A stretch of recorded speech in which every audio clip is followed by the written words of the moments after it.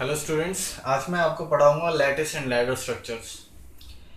ये topic digital signal processing की unit 3 का है, जो कि आईपी यूनिवर्सिटी में पढ़ाई जाती है। इसके अलावा भी अगर आप किसी और यूनिवर्सिटी से हैं तो आपके ये फिर भी बहुत काम आने वाला है। स्ट्रक्चर सबसे पहले स्टूडेंट्स होता क्या है? लैटिस स्ट्रक्चर जो है उसको एफ जेड भी ले सकता हूँ, जो एक आउटपुट है, या फिर ए एम जेड भी लेते हैं हम लोग। ये जो है उसकी लैटिस स्ट्रक्चर की एक इक्वेशन है, जो कि आपकी direct equation A M Z की होती है A M zero plus A M one Z inverse, then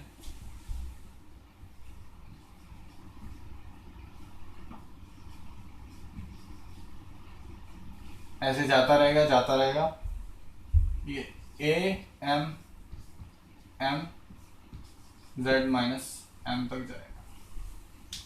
ठीक है स्टूडेंट्स, इसमें जब भी आपको कोई क्वेश्चन आएगा, सीधे क्वेश्चंस पूछे जाते हैं, कभी भी ये नहीं पूछा जाता कि लैटिस स्ट्रक्चर क्या होता है, एक्सप्लेन करो।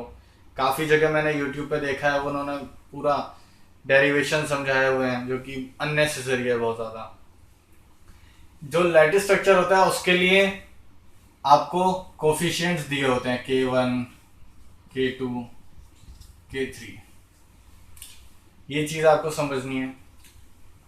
एक चीज़ और समझनी है, अगर मान लीजिए लैटिस स्ट्रक्चर दिखता कैसा है, तो मान लीजिए अगर मैं m इक्वल टू 2 ले लेता हूँ, ठीक है, तो मेरा एक बेसिक लैटिस स्ट्रक्चर बनेगा कैसा? तो ऐसा बनेगा कुछ z माइनस वन, इधर ही पुट करूंगा, देखें A20 A21 z inverse plus A22 z inverse z square, ये रहेगा। तो ये बनाना कैसे है? सिंपल, A20 की जरूरत पड़ेगी, A21 की जरूरत पड़ेगी, एक और z इनवर्स लगा दिया मैंने इसके लिए, ठीक है। यहाँ पे एक और आ गया, A22 आ गया।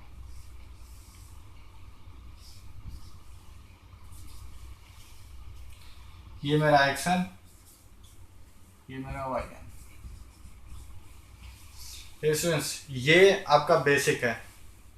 अब आपको एक चीज़ और छोटी सी बताऊंगा कि अगर आपको एक मैं फॉरवर्ड इक्वेशन दे दूं तो उसका बैकवर्ड कैसे लिखना है। मान लीजिए मेरे पास कोई एक फॉरवर्ड इक्वेशन है। सो स्टूडेंट्स, मान लीजिए ये मेरा फॉरवर्ड इक्वेशन है, A to Z इसी का मैंने लिख दिया है, ठीक है। अब इसका मेरे को बैकवर्ड कैसे लिखना है? बैकवर्ड अगर मेरे को इसका लिखना है B से डिनोट करूंगा। बैकवर्ड के लिए सिर्फ ये कोफिशिएंट सारे पलट जाएंगे, मतलब 1/2 यहाँ पर, प्लस 3/8 यहाँ पर, प्लस 1 यहाँ पर, ठीक है। एंड इसको बाकी z इनवर्स, ये इसका बन गया बैकवर्ड। स्टूडेंट्स, क्वेश्चन करने के लिए आपको हमेशा एक चीज याद रखनी है कि अगर कोई A0z है, वो कोई 0 डिग्री का पॉलिनोमियल है लैटिस स्ट्रक्चर में, तो वो दोनों 1 ही 1 रहते हैं। और जो जैसे मैंने am ये इस तरह से लिखा था, तो am को मैं as a function, as a sum of forward और बैकवर्ड पॉलिनोमियल भी लिख सकता हूं। बस मुझे जो बैकवर्ड है उसके साथ लैटिस कोफिशिएंट्स को मल्टीप्लाई करना पड़ता है। अब देखेंगे कैसे। am-1 z, एक स्टेप नीचे वाला जो है, प्लस k जो आपका लैटिस कोफिशिएंट है m, और z-1 b m-1। ये आपका मेन फॉर्मूला है, ये आपको याद रखना है। ये आपका मेन फॉर्मूला है अभी बेसिक। अगर जब आपको केस दे रखे हों तब आपको बनाना है। 3 टाइप के क्वेश्चन आते हैं। एक आता है के दे रखे होंगे तो आपको लैटिस स्ट्रक्चर बनाना है। आपको लैटिस स्ट्रक्चर की ये मेन इक्वेशन दे रखी होगी तो फिर उससे आपको कोफिशिएंट्स निकालने हैं या फिर लैडर स्ट्रक्चर बनाना है। 3 तरह के क्वेश्चन रहते हैं, इसके अलावा कोई पॉसिबल नहीं होता। सो स्टूडेंट्स, ये हमारा फर्स्ट टाइप का क्वेश्चन है जिसमें आपको लैटिस के कोफिशिएंट्स दिए हुए हैं K1, K2, K3 और आपको लैटिस स्ट्रक्चर बनाना है। अब हम ये यूज करेंगे, अगर आप A3Z निकाल लेंगे पूरी तो उसको फिर आप कोफिशिएंट से जो आपकी डायरेक्ट इक्वेशन मैंने शुरू में लिखी थी उसको से कंपेयर करके हम लोग अब इजीली बना सकते हैं। तो आप देखें कैसे होता है। A0Z equal to B0Z equal to 1। ये मैंने आपको बताया था 0 ऑर्डर होता है तो उसके लिए सबसे पहले स्टार्टिंग यहाँ से करनी है क्वेश्चन की। फिर उसके बाद अब मैं A1Z के लिए निकालूंगा। A1Z के लिए M1 पुट करा, A0 आ गया यहाँ पे K1, B0 आ गया, Z इनवर्स। ओके, इसको आप यहाँ भी आगे भी लिख सकते हैं, ये आपकी मर्जी है, कोई ये अलग है दोनों। ठीक है, ये जो है आपका 1 है, K आपका K1 कितना है 0.1, यहाँ से उठाया मैंने। B0 भी आपका 1 है और एक आपका Z-1, तो ये आपका हो गया 1 प्लस 0.1 Z इनवर्स। आपका A1 आ गया। नेक्स्ट स्टेप आपको करना है, आपको B1 भी निकालना है। B1 आपका बैकवर्ड पॉलिनोमियल था, मैंने आपको बताया था। कोफिशिएंट्स को स्वैप कर दिया 0.1 1 Z इनवर्स। ये आपका फर्स्ट स्टेप हो गया पूरा। इसके बाद आप क्या करेंगे, K3 तक है तो मेरे को A3 तक निकालना पड़ेगा। सिमिलरली मैं A2Z निकालूंगा जो कि आएगा A1Z प्लस B1Z, साथ में K एंड Z इनवर्स आ जाएगा, तो ये मेरा आ गया K2 एंड Z इनवर्स। तो स्टूडेंट्स, ये जो वैल्यू आया है A1 का, ये और ये आप इसके अंदर पुट कर देंगे और जब आप सॉल्व कर लेंगे तो आपके पास सीधा ये आ जाएगा 1 प्लस 0.1 प्लस 0.2, ये 12 है, इसको थोड़ा ठीक है 12 है। ठीक है, तो ये आपका आ गया। इसका बैकवर्ड लिख लेंगे B2Z। बैकवर्ड कैसे लिखना है, कोफिशिएंट्स को सारा स्वैप कर देंगे 0.2 0.12 1 Z इनवर्स बस। ठीक है, ये आपका B1।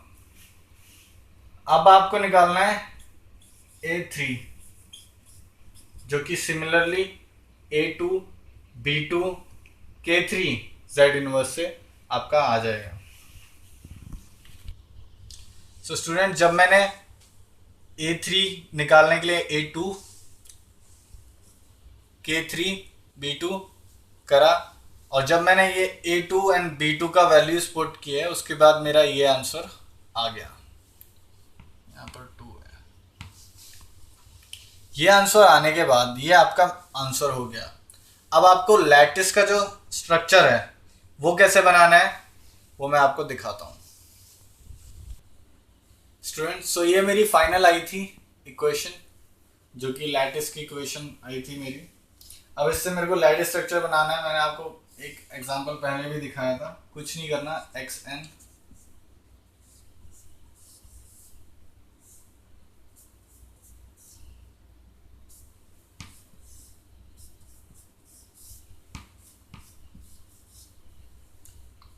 Z-1 Z-2।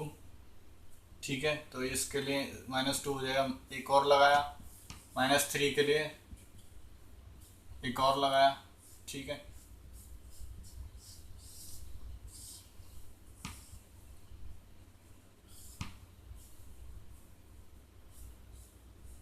ठीक है, ये मेरा वाई एन हो गया। ये जो मेरे कोफिशिएंट्स आए हैं ये मेरे इधर डल जाएंगे। 1.18, 0.236, 0.3, ये मेरा है A30। अगर मैं इसको कंपेयर करूं जो मैंने आपको स्टैंडर्ड पहले शुरू में बताई थी, जो कि कुछ इस तरह थी, AN0, AM1, Z-1 चलती जाएगी ऐसे, उससे अगर कंपेयर करूं तो ये A30 ये हो गया, A31 ये हो गया, A31, A33 हुआ, ये A33 हुआ, ये A32 हुआ। स्टूडेंट्स कुछ नहीं था, एक्स एन वाई एन लिया, 3 मेरे को इनवर्स चाहिए थे, 1 2 3 ऐसे करके, और जो भी कोफिशिएंट्स थे उसके हिसाब से मैंने ये अपना बना दिया, और ये हो गया हमारा फर्स्ट क्वेश्चन जो एक तरह का आता है। सो स्टूडेंट्स ये फर्स्ट टाइप का जो क्वेश्चन हो गया हमारा। नेक्स्ट क्वेश्चन के लिए आपको लिंक नीचे मिल जाएगा या फिर आपके ऊपर टॉप पे भी आएगा, एंड स्क्रीन पे भी आएगा। तो ये फर्स्ट टाइप का क्वेश्चन है, पार्ट 1 है लैटिस स्ट्रक्चर का। सिर्फ 3 पार्ट मैंने बनाए हैं क्योंकि बहुत ज़्यादा लेंदी हो जाते हैं वीडियोस और लोग इतना नहीं देख पाते हैं, तो मैं कोशिश करता हूँ कि शॉर्ट रखूँ। तो प्लीज़ आप लोग इस चैनल को सब्सक्राइब करें, क्योंकि आपके पूरे करिकुलम के आगे सारे सेमेस्टर के पूरे नोट्स एंड पूरे टॉपिक्स जो भी आपको समझने हैं सारे आपको इधर मिलेंगे। एंड अगर आपको कोई भी डाउट है तो आप नीचे कमेंट सेक्शन में पूछ सकते हैं, कुछ भी आपको अगर नहीं समझ आया।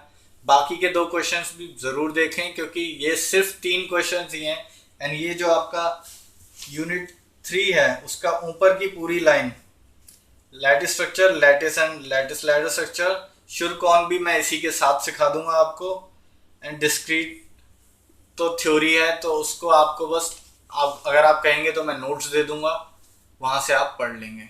ठीक है स्टूडेंट्स, थैंक यू।